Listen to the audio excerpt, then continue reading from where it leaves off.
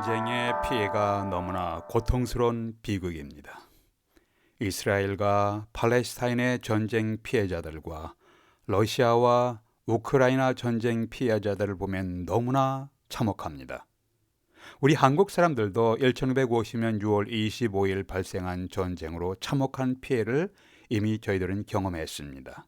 이러한 전쟁의 참혹한 피해와 고통에 대해서 하나님께서는 어떤 관심을 갖고 계십니까? 내일 아침 눈을 뜨면 무엇을 먹고 살아야 하지? 어떻게 먹고 살아야 하는가? 21세기 현재 이렇게 매일 아침이 되면 먹을 양식이 없어서 고민하는 사람들이 약 10억 명 이상이나 된다고 하고 있습니다. 하나님은 이렇게 굶주린 사람들에 대해서 얼마나 관심이 있으신가요? 오늘 성경 말씀에서 굶주린 수많은 사람들이 예수님을 만나는 장면이 나옵니다.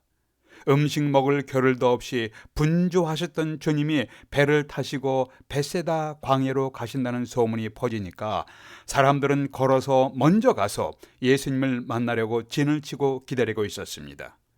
병들은 사람들, 상처 입은 사람들, 방황하는 사람들이 주님을 기다렸습니다. 벳세다 들판에 모여든 군중들에게서 주님은 무엇을 보셨는가요? 34절에 보니까 예수께서 나오사 큰 무리를 보시고 그 목자 없는 양 같음을 인하여 불쌍히 여기사라는 묘사가 있습니다. Sheep without a shepherd. 목자 없는 양 같음을 like sheep without a shepherd. 목자 없는 양 같음을 인하여 불쌍히 여기셨다. 오늘날 사람들의 모습을 보면 그런 생각이 나지 않습니까? 목자 없는 양 같은 모습들. 여기서 불쌍히 여기셨다는 것은 온 내장으로부터 아파하셨다는 의미예요. 마음속에 깊이 측은히 여기시고 깊이 감동하시면서 불쌍히 여기셨다는 의미를 갖고 있습니다. 목자 없는 양같이 방황하는 사람들, 고통하는 사람들을 보시면서 속이 쓰리고 아파하셨습니다. 목자 없는 양이란 어떤 모습인가요? 구약 성경에서도 계속 반복해서 나오는 모습이 목자 없는 양같이 되지 말라, 목자 없는 양 같은 이런 모습이 많이 나왔습니다. 목자 없는 양은 방향 감각을 상실한 모습입니다. 푸른 초장을 벗어나서 광야에서 방황하는 양들, 갈 길을 찾지 못하고 이리저리 방황하는 사람들의 처참한 모습을 보신 것입니다. 현대인들이 이런 모습을 하고 있지는 않은가요? 이렇게 목자 없는 양은 스스로 위험을 막아낼 능력이 없습니다. 들짐승들의 공격에 무방비 상태가 되었습니다. 목자가 없을 때 없는 양을 향한 들짐승들의 공격은 양의 죽음을 의미합니다. 주님은 육체적으로 허기진 상태만 보신 것이 아니라 수많은 백성들이 육체적으로 허기진 상태만 보신 것이 아니라 정신적으로, 영적으로, 감정적으로 방황하는 사람들의 모습을 보셨습니다. 주님은 우리 마음속에 깊이 남아있는 상처의 자국을 보십니다. 주님은 우리가 고통 속에 절망하는 모습을 보고 계십니다. 주님은 우리의 영혼이 깊이 고뇌하며 갈등하는 모습을 보고 계십니다. 목자 없는 양같이 방황하는 사람들을 불쌍히 여기신 주님이 무엇을 먼저 하셨는가요? 동일한 장면을 기록한 누가복음 9장 11절에서는 예수께서 무리들을 영접하사 He welcomed them, 먼저 영접했다고 했습니다. 그리고 하나님의 나라의 일을 가르치셨다고 기록했습니다. 배고파하면서 방황하는 사람들을 환영했습니다. 영접하셨습니다. 그들에게 우선적으로 하나님 나라의 일에 대해서 가르치셨습니다. 주님은 우리의 인생을 인도하시는 God Shepherd, 선한 목자이십니다. 오늘의 말씀은 널리 알려진 오병이어의 기적의 사건입니다. 마태복음, 마가복음, 누가복음, 요한복음은 모두 예수님을 따라다니면서 수많은 기적의 사건들을 기록했습니다. 그런데 사복음서 모두에 기록된 유일한 기적이 바로 오병이어의 기적입니다. 물론 예수님의 부활의 사건도 사복음서에 모두 기록되어 있지만 예수님의 부활의 사건을 제외하고 사복음서에 모두 기록된 유일한 기적이 바로 오병이어의 기적이에요. 사복음서 기록자들은 모두가 다 5개의 떡덩이와 물고기 2마리로 광야에 있는 5,000명을 먹이신 것에 큰 감동을 받았던 것 같습니다. 그래서 이것을 다 기록했습니다. 남자만 5,000명이지 실제적으로는 여성들과 어린아이까지 합치면 10,000명 이상 되었을 겁니다. 이 사건을 통해서 우리에게 주시는 중요한 메시지가 무엇인가요? 이것이 오늘 메시지의 초점입니다. 첫 번째, 주님은 우리의 필요를 보시고 무엇이 필요한지를 보시고 공급하시는 주님이신데, 이렇게 우리의 필요를 보시고 공급하신 주님을 바라보십시오. 34절 보세요. 마가복음 6장 34절에 보니까 큰 무리를 보셨다는 표현이 나옵니다. 예수님께서 사람들의 배고픔을 해결해 주셨고 병자들도 치료해 주셨습니다. 마태복음 14장 14절에서는 주님은 큰 무리를 보시고 동일한 사건을 기록하고 있어요. 큰 무리를 보시고 불쌍히 여기사 그 중에 있는 병자들을, 환자들을 고쳐주시니라. 여기서 배고픔을 해결받고 질병을 치료받은 사람들이 얼마나 변화되었습니까? 배고픔이 해결되었습니다. 질병을 치료받았습니다. 그 이후에 이들의 삶이 얼마나 변화되었어요? 육신에 필요한 양식을 공급받고 고통스러운 질병을 치료받고 회복된 사람들은 여전히 불만스러워하는 군중으로 남아 있었습니다. 육체적인 필요가 채워진 이후에도 군중들은 여전히 방황했습니다. 질병과 배고픔을 해결한 군중들은 여전히 슬퍼하며 배고파하는 군중들이었습니다. 이것은 근본적인 필요가 충족되지 않는 한, 근본적인 인간의 필요가 충족되지 않는 인간은 결코 만족스러워할 수가 없다는 거예요. 질병을 치료해 주시고 가난한 이웃에게 양을 제공하는 것으로 근본적인 문제가 해결되는 것이 아니에요. 그러면 사람들의 근본적인 필요가 무엇입니까? 나는 배부른 돼지보다 차라리 배고픈 소크라테스가 되겠다고 한 철학자 베이컨의 말이 우리에게 전해지고 있습니다. 나는 배부른 돼지보다 차라리 배고픈 소크라테스가 되겠다. 우리가 학창시절 여러 번 들었던 말이죠. 이것은 인간이 결코 육체의 만족만으로는 삶의 의미를 찾을 수 없고 가치를 찾을 수 없고 행복할 수 없다는 유명한 철학자의 선언입니다. 주님은 이렇게 말씀하십니다. 사람이 떡으로만 살 것이 아니요, 마태복음 4장 4절에서 사람이 떡으로만 살 것이 아니요 라고 하셨습니다. 주님은 우리에게 떡의 필요성, 육신의 양식의 필요성을 부여하는 것이 아닙니다. 필요합니다. 육신의 필요를 채우기 위해서 밥은 분명히 필요한 것입니다. 그럼에도 불구하고 사람이 육신의 양식인 밥으로만 살 수는 없는 존재입니다. 그래서 예수님은 이렇게 말씀하셨습니다. 사람이 떡으로만 살 것이 아니요 하나님의 입으로 나오는 모든 말씀으로 살 것이니라. 사람은 영혼을 가진 존재입니다. 영혼의 만족이 없이는 결코 삶의 의미와 가치를 찾을 수 없는 존재들입니다. 우리는 주변에서 굶주리고 질병으로 고통스러워하는 이웃들에게 관심을 가져야 합니다. 그러나 결국에는 썩을 일시적인 육신의 필요보다는 영혼의 필요가 채워져야 합니다. 영혼의 필요가 무엇인가요? 그것은 영혼의 목자이신 예수님께 돌아오시는 것입니다. 예수님은 Good Shepherd, 선한 목자이십니다. 우리의 영혼이 선한 목자이신 예수님께 돌아가지 않으면 진정한 의미에서의 쉼과 가치와 평강을 누릴 수가 없습니다. 그래서 어거스틴은 이런 고백을 합니다. 하나님이시여, 우리 인간은 하나님 안에서 쉼을 발견하기까지 다른 곳에서는 안식을 얻을 수가 없습니다 라고 고백했습니다. 누가복음 15장에 나오는 탕자 이야기를 잘 아실 것입니다. 어떤 사람에게 아들 둘이 있었습니다. 둘째 아들이 노골적으로 반항하였습니다. 둘째 아들은 자기 멋대로 살고 싶어 했습니다. 마음대로 행동하면서 자유롭게 살고 싶어 했습니다. 그래서 아버지에게 가서 이런 말을 합니다. 아버지가 돌아가시면 제가 받을 수 있는 재산, 유산이 있잖아요.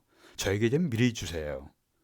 저는 자유롭게 여행도 하고 싶은 일을 마음대로 한번 해보고 싶습니다. 제가 아버지 밑에서 이렇게 살아가는 것은 인생의 낭비라고 생각됩니다. 저는 독립해서 좀 자유롭게 살아보고 싶습니다. 가슴 아파하면서 아버지는 둘째 아들의 요구를 어쩔 수 없이 들어주었습니다. 둘째 아들은 아버지에게 받은 재산으로 상속으로 먼 나라로 갔습니다. 자신이 하고 싶은 대로 자유롭게 살아보았습니다. 이렇게 살면서 가진 돈을 다 허랑방탕하게 사용했습니다. 이제는 더 이상 살아갈 수 없게 되었습니다. 빈털털이 거지가 되었습니다. 먹고 살 수 없는 절망적인 삶까지 다다랐습니다. 마지막으로 이런 생각을 하게 됩니다. 여기서 굶주려서 죽는 이보다는 차라리 아버지 집으로 돌아가는 것이 낫지. 우리 아버지 집에는 먹을 것이 많은데 아버지 집에서 하인으로 살아가는 것이 낫겠어. 이렇게 결심하고 거지의 모습으로 아버지의 집을 향해서 가고 있었습니다. 고향 마을 어귀에 들어섰는데 자기를 향하여 어떤 노인이 뛰어오고 있는 모습을 보았습니다. 어떤 노인이 허우적거리면서 뛰어오고 있었습니다. 누구였습니까? 내가 반항했고 내가 거역했고 버리고 떠나갔던 아버지였어요. 아버지는 방탕하게 모든 것을 허비한 아들을 끄어안았습니다. 그리고 그 아버지가 이렇게 말했습니다. 아들아, 잘 왔다, 잘 왔다. 내가 얼마나 너를 기다렸는지 아니? 여봐라, 살찐 송아지를 잡아라. 잔치를 벌이자. 이는 내 아들이 죽었다가 다시 살아났느니라. 손에 가락지를 끼워라. 발에는 새 신을 신겨라. 새 옷을 입혀라. 이 아들에게 필요한 것이 채워졌습니다. 어떻게 이 아들은 이렇게 새로운 인생을 시작할 수가 있었습니까? 그것은 이 아들이 아버지 품으로 돌아왔기 때문이었습니다. 아버지에게 돌아왔기 때문이에요. 우리의 영혼이 우선적으로 가장 필요한 것이 있습니다. 그것은 영혼의 목자이신 God Shepherd, 선한 목자이신 예수님께로 돌아오는 것입니다. 예수께서 가라사대 내가 곧 생명의 떡이니 내게 오는 자는 결코 줄이지 아니할 것이요 나를 믿는 자는 영원히 목마르지 아니하리라. 일시적인 육신의 양식을 공급함을 통해서 우리 인생의 영원한 양식을 주시는 주님을 바라보게 하시는 목적이 있었습니다. 우리는 삶의 현장에서 갖가지 고통과 문제와 싸우고 있습니다. 우리의 직장 생활에서 갖가지 문제와 갈등을 경험합니다. 가정 생활에서도 자녀들과 부부와 형제들 간의 갈등과 아픔을 경험하고 있습니다. 교회 생활에서 때로는 갈등을 경험합니다. 사회 생활에서 인생의 낙오자가 되지 않기 위해서 압박과 싸우고 있습니다. 성공해야 한다는 문제와 압박과 씨름하고 있습니다. 그런데 이러한 문제가 해결된다고 우리의 인생의 만족과 기쁨과 가치와 행복을 경험하게 되는 것은 아닙니다. 우리는 근본적으로 영혼의 주인이신 예수 그리스도께 돌아와야 비로소 삶의 의미, 삶의 가치, 삶의 목적, 삶의 기쁨, 삶의 행복을 경험하게 될 것입니다. 우리 자신에게 물어야 할 질문이 있습니다. 나는 내 영혼의 목자이신 예수님께로 돌아왔는가? 영혼의 목자이신 예수님의 인도함을 받으며 살아가고 있는가? 자신의 영혼에게 물어보십시오. 두 번째 주시는 메시지입니다. 하나님 우리의 필요를 보시고 우리를 초청하십니다. 우리를 초청하신 주님께 응답하십시오. 여러분과 저를 초청하시는 주님께, 예수님께 응답하십시오. 38절에 보세요. 주님은 너희에게 떡 몇 개가 있는지 가서 알아보라. 굶주린 백성들이 5,000명, 10,000명이 있었습니다. 그런데 너희에게 떡 몇 개가 있는지 알아봐라고 하셨습니다. 제자들이 해야 할 일들을 주문하셨습니다. 우리는 종종 만일 내가 이 자리에 없다면 현재 내가 하던 일을 누가 할 수 있을 것인가라고 생각합니다. 만일 보리떡 5개와 물고기 2마리를 가져온 아이가 없었다면 주님은 이러한 기적을 행하실 수가 있으셨을까요? 물론 예수님은 어린아이의 등장이 없어도 5,000명, 10,000명을 먹이시는 기적을 행하실 수가 충분히 있습니다. 그러나 주님이 왜 제자들에게 떡 몇 개가 있는지 알아보라고 하셨고 어린아이의 점심을 사용하셨을까요? 주님은 하나님의 사역에 우리 인간들을 참여시키길 원하십니다. 우리 인간들이 참여해서 우리가 하나님의 은혜를 경험하고 하나님의 은혜를 누리기를 원하십니다. 오병이어의 기적에서 가장 놀라운 체험을 하고 가장 놀라운 기쁨을 얻은 사람은 바로 자신의 도시락을 주님께 내어드린 어린아이였을 것이고 또 이 어린아이의 점심을 알아보고 주님께 드렸던 제자들이었을 것입니다. 이 기적에 직접 참여했던 사람들이 가장 놀라운 체험을 하며 기쁨을 누렸을 것입니다. 가끔 우리는 하나님께서 우리가 없이는 아무것도 행하실 수가 없을 것이다 라고 착각합니다. 내가 없으면 하나님은 또 다른 사람을 세워서 일하세요. 우리는 하나님께서 우리와 같이 부족하고 연약한 나를 내가 할 수 있는 일을 하나님께서 할 수 있도록 부르시고 섬김의 기회를 주신 은혜에 감사해야 합니다. 우리가 각종 복음 사역에 참여하는 것은 우리에게 주어진 기회입니다. 아포투니티입니다. 이것은 특권인 것이에요.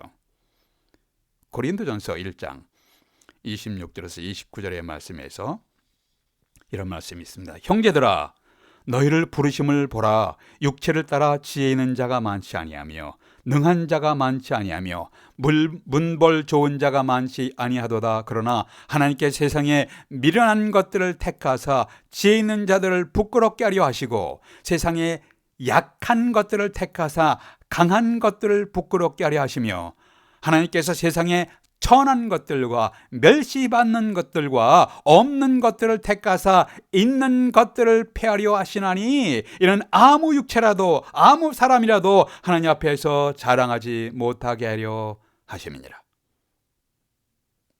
최초로 전 세계에 복음을 전하라고 명령을 받은 제자들은 특별한 사람이 아니었습니다. 12명 중에 적어도 7명은 아주 평범한 어부 출신들이었습니다. 그들은 우리와 똑같은 평범한 사람들이었습니다. 예수께서 우리에게 요구하시는 것은 뛰어난 지식, 뛰어난 업적, 눈에 띄는 특별한 재능이 아니에요. 예수께서 우리에게 기대하시는 것은 현재 우리 삶의 현장에서 우리가 할 수 있는 일을 행하기를 기대하십니다. 주님은 우리가 할 수 없는 것을 우리의 재능도 없고 능력도 없을 때 할 수 없는 것을 요구하지 않으십니다. 주님은 우리가 삶의 현장에서 할 수 있는 일을 행할 것을 기대하십니다. 우리의 기도, 우리의 섬김, 우리의 증거를 통해서 주님은 세상에 복음의 메시지가 왕성하게 전파되기를 기대하십니다. 38절에서 주님은 너희에게 떡 몇 개가 있느냐 가서 알아보라고 하시니까 제자들이 떡 5개와 물고기 2마리가 있더이다라고 응답했습니다. 보리떡 5개와 물고기 2마리, 보잘것없는 양식이었습니다. 여기서 보리떡 5개라 그러는데 이것은 큰 떡이 아니에요. 큰 빵이 아닙니다. 이것은 작게 먹기 좋게 잘라놓은 우리 한국의 인절미 사이즈와 같은 작은 보잘것없는 떡이었습니다. 보리떡 5개와 작은 보리떡 5개와 물고기 2마리 보잘것없는 양식이었습니다. 이때 주님은 내게 가져오라. 세상적으로 보잘것없이 작은 것으로 5,000명을 먹이신 남자만 5,000명, 실제적으로 여성과 아이들까지 합치면 10,000명, 15,000명 수많은 사람들을 먹이시는 기적을 행하셨습니다. 유명한 D.L. 무디 목사님께서 영국에서 전도대회를 열고 설교를 마치고 나오셨는데 어느 지성적인 청년이 다가와서 이렇게 말했다고 전해지고 있습니다. 선생님, 오늘 설교에서 문법적으로 틀린 것이 18군데나 되더군요. 이 청년은 설교 시간에 틀린 문법을 세워보고 있었나 봅니다.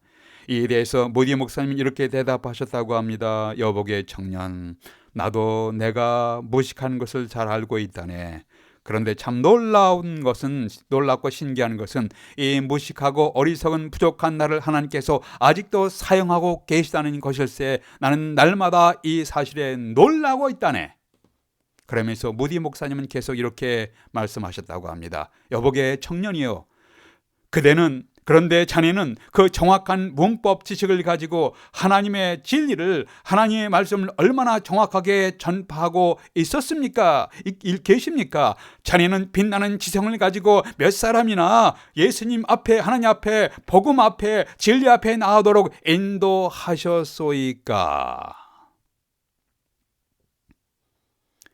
비록 작고 보잘것없이 보일지라도 나의 기도를 통해서 하나님이 힘을 얻게 하시고, 나의 보잘것없는 섬김을 통해서 사람들이 하나님의 손길을 경험하게 하십니다. 연약한 모습인 나의 증거를 통해서 하나님 나라의 메시지가 전파되게 하시기를 원하십니다. 하나님이 부르신 우리의 삶의 현장에서, 각자 주어진 삶의 현장에서 복음을 위한, 진리를 위한, 주님의 복음을 위한 주님의 동역자로 쓰임받게 되도록 기도하십시다. 기도하겠습니다. 아버지 하나님, 하나님이 부르셔서 있게 하신 저희들의 삶의 현장에서 복음의 진리를 위한, 복음의 동역자로, 주님의 동역자로 쓰임받게 되기를 원합니다. 저희들의 삶과 섬김을 통해서 상처받고 고통스러워하는 사람들이 소망을 발견하고 예수 그리스도 앞에 나와서 새 희망 속에 살아가게 하나님 도와주시옵소서. 우리 주 예수 그리스도의 이름으로 기도하옵나이다.